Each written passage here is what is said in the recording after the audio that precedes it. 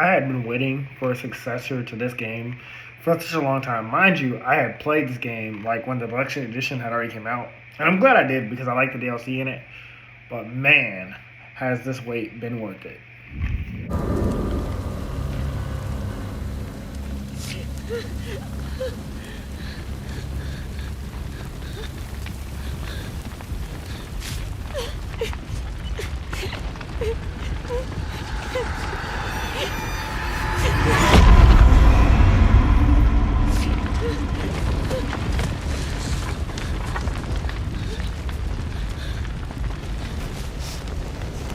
What are we going to do with this one, Saito?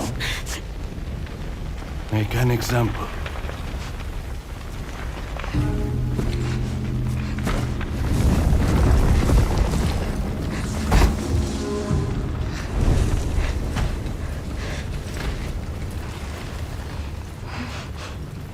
I'm sorry it came to this, little wolf.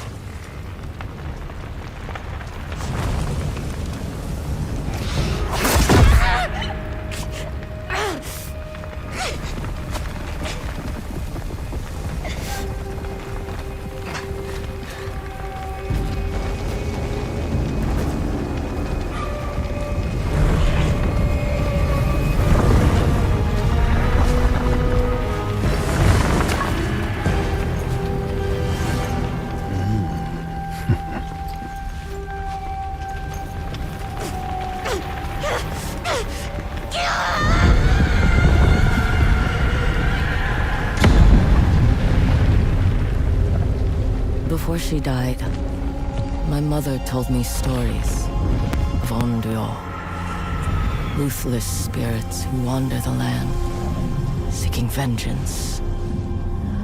The night my family was massacred, I became such a spirit.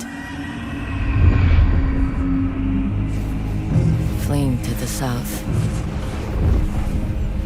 I was alone, hungry, and terrified. I found strength in the bruises on my skin, in the memory of a burning tree. But it was in war that I learned to kill. I bloodied my father's blade with nameless enemies, picturing the outlaws who murdered my family. After 16 years, I've come home to the wilds of Ezo. I will avenge my family, and I will join them in death. Every member of the Yotei 6 will suffer. Starting with the snake.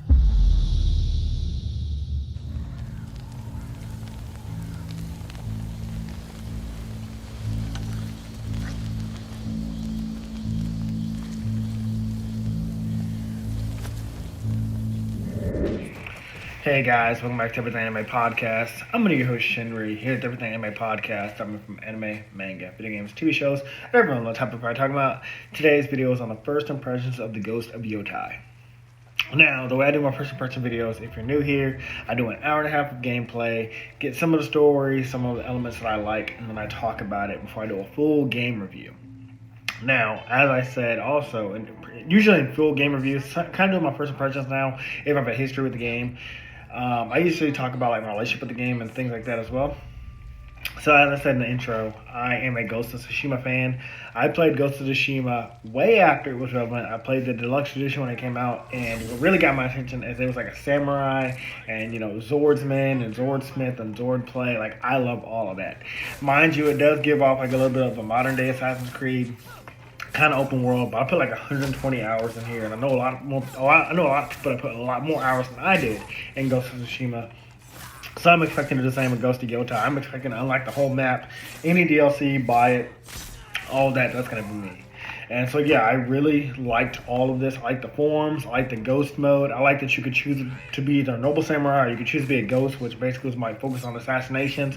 Because samurais, they don't sneakily attack you, they attack up front. Basically the way I was playing, the way that the ghost plays is playing like an assassin in Assassin's Creed, like you're part of the Creed, which was kind of like not the way you wanted to, not the way your uncle wanted you to play the game. If you play Ghost of Tsushima, you know what I'm talking about. The ending of the game, basically, you fought your uncle as a ghost, you fought your uncle as a samurai, and like either killed him or let him live with his shame. So you know what I'm talking about. So this game, from what I can get from the story so far, is that you come from a family of blacksmiths, like swordsmen.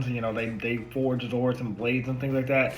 And this clan called the Yotei killed your mother, your father, and your twin brother, basically because you betrayed them in some way or some form. Like, apparently the Yotei, there's 6 of them, and the leader's name is Lord Saito. I think he's the tiger, because the rest of them have code names like the snake, the spider, the dragon. I had them all written down. The last 2 are escaping me. I'll put them down in the comments though. Basically, they killed your family because, like, you betrayed them. And I think it has to do with the Matsu clan, because that's the 2 clans we're hearing about. The Matsu clan is trying to take over, and the Yotei are like, oh, we ain't letting that happen. But our main character, Atsu, she ain't worried about that. She ain't worried about this beef between the Matsu clan and the Yotei. She's pissed at the Yotei because they killed her family. They killed her brother, her mother, and her father. And they also killed her. They killed Atsu. They pinned her to a tree, and they burned her alive and left her for dead. The only reason she survived, because technically she died, was that they talk about how like vengeful spirits can come back, and until they basically have found rest, found peace, they're unable to die, they're unable to pass on. So it's kind of giving The Crow, if you guys ever seen that movie, or like he died in a violent way, his girlfriend was killed, and so he just basically hunts down all the people that killed him and his girlfriend, and once he achieves his revenge, he basically is going to pass on and move over. And that's kind of Atsu's motivation. Atsu's like, once I kill all of the members of the Yotei, I'm going to pass over and see my family again. And so that's where I'm at now. And when the game opens, you basically kill the snake, because the snake is the one that was like snickering. I think he's the one that pinned her to the tree and all that. So he was the first one to die. So now we got 5 more to go. Okay, game already, like, we coming for your ass. Now, since I only did an hour and a half of gameplay, I don't know everything beyond this, but from what some of the things I've seen is that you can choose any order to attack the Yotei, except Saito probably, because Saito has to be the last one, but you can attack these members in any order. Kind of giving Assassin's Creed Shadows in a way, even though that's a game I have not played since my first impressions, mainly because, and it's not because of the story, I like the story, mainly because the way the girl plays in that game, she's very weak. Whereas I think Yasuke is strong. He's like a overpowering presence, where she's kind of like light. She has to rely on assassinations and quick thinking, which I'll get to when I talk about Assassin's Creed Shadows. This is why Assassin's Creed Shadows has been pushed to the background. This will be pushed to the background too. I can get my first impressions out of the way. But I really do like that. And second of all, the game is beautiful. It's fucking beautiful. I thought Ghost of Tsushima when I played this, and this is PS4, was a beautiful game. This game updates those graphics. It's really putting that PS5 to the max in all of, like, I can't think of the word, but like cinema, I guess. It really is giving cinematic. And one of the options I like early in the beginning of the game is like you can play it with English subtitles, or you can just play it in English. You can play it with Japanese voice acting with English subtitles, or you can play. It's talking about some black and white Japanese style with the English subtitle. Like if you want to play like some real samurai old age shit, that's a cool gimmick. I thought about doing it for this video, but again, I know how I want to play it. Maybe if I replay it later, I'll play it in the Japanese style and way. But very cool thing that you guys added in there to do that. There's a lot more gimmicks in this one too. Like if you hold down on the control pad during like a memory, you can go back into the past while still being in the present, and then you can live like her memories in her past, which is useful because sometimes the people in the past, like I know at one point her brother had buried something in the past, like he wanted to save up money to get armor, because obviously his father didn't want him to fight in no kind of war like that. They're blacksmiths, they make weapons, but he didn't want the children to fight. So, the son was saving up money and burying it into the ground, and then, he died, so he couldn't obviously get that money. But in present day, because Atsu's alive, or she's a spirit, she was able to dig with that money and put it to good use. She's like, hey, brother, I'm gonna put that money you saved up to good use, and you can talk to your family and learn like on the top of this mountain. One day, if you climb it, you're supposed to be getting like this like armor. Now, you can still do that without interacting with the past. I don't know, maybe you could, but I feel like because that gimmick's there to like explore the past and then interact with the present, I feel like it's there for a reason. So I really think that's cool. There's a lot of side quests. I can already see that. I've interacted with like these people that like, I don't know how to describe it without like, because it's not spoiling. It's just I don't know how to describe it yet. But like, you talk to this one chick who's got a horse that she can't calm down, and you talk to her, and she talked about like how like horses better people because they smell better and they don't talk back. That's what I.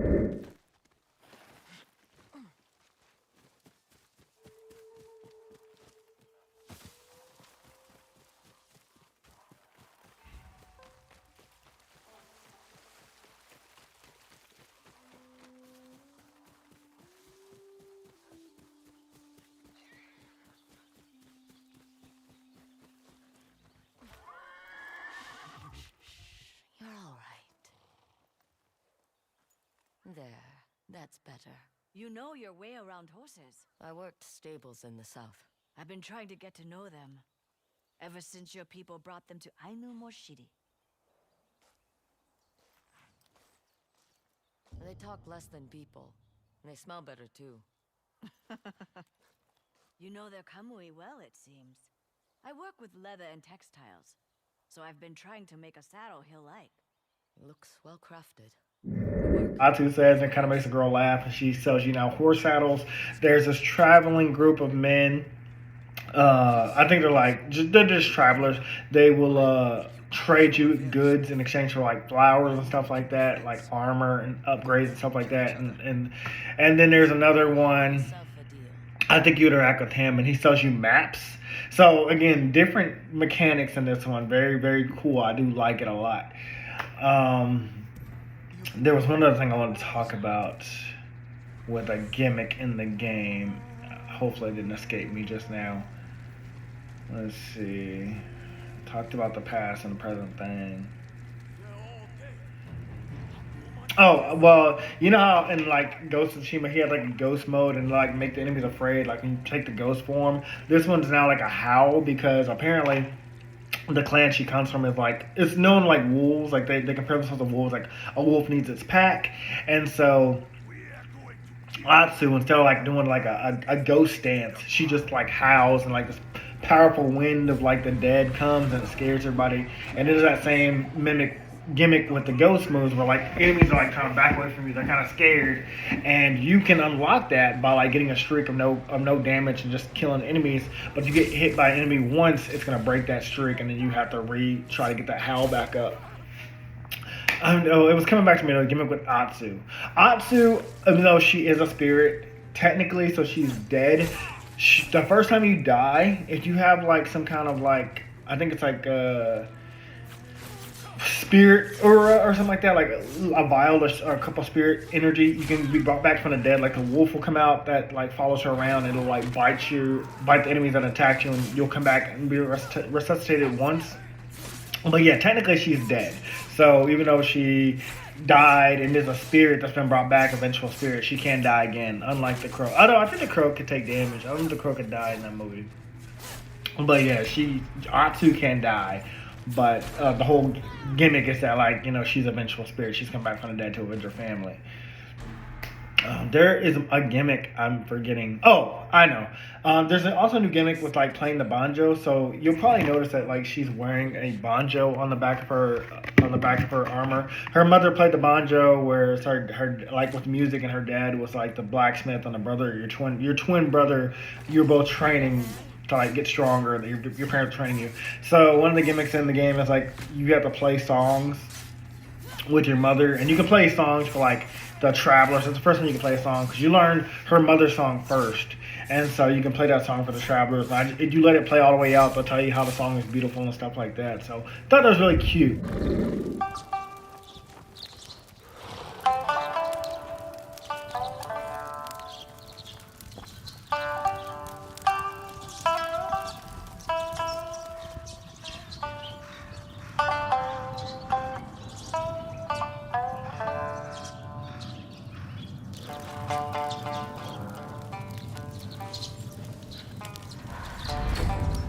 The way you play, it reminds me of Pikata Kamui, goddess of the wind. Her dance was too beautiful to behold, stirring the winds from mountains to sea. But those winds turned to storm and destroyed those around her. She sounds formidable. Yet, she was punished for her destruction in the end. Sometimes that's a price worth paying. And you don't have to actually play music. It'll like you just have to hold on the control pad like whenever it like vibrates at a certain at a certain frequency, and then it'll play the whole song. So I thought it was kind of a cool game too, because you don't have any kind of music playing in Ghost of Tsushima. But again, these are two different characters. This character's out for revenge for a family that were killed by the Yotei. Again, 6 members. I'm probably gonna list the members of the Yotei in the comments, but you'll know if you play the game. And then Ghost of Tsushima, I think like he was just already a warrior.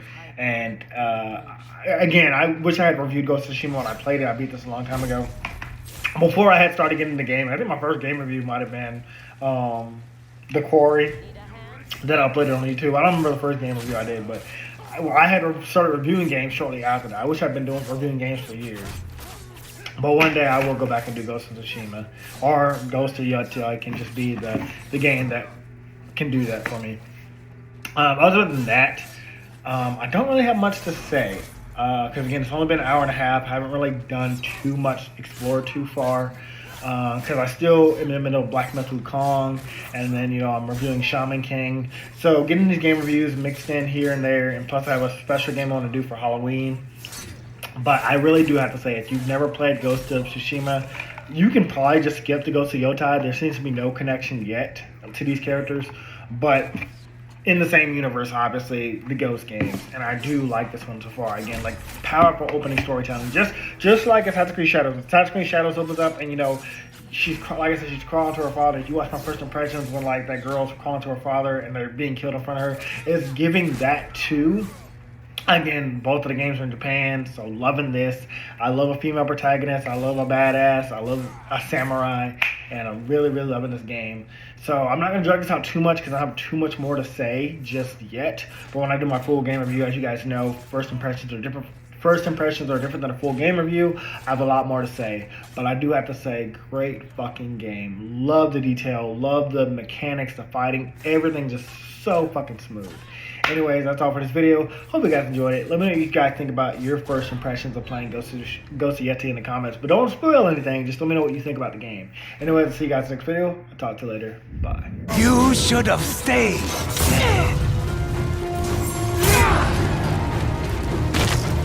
No! No!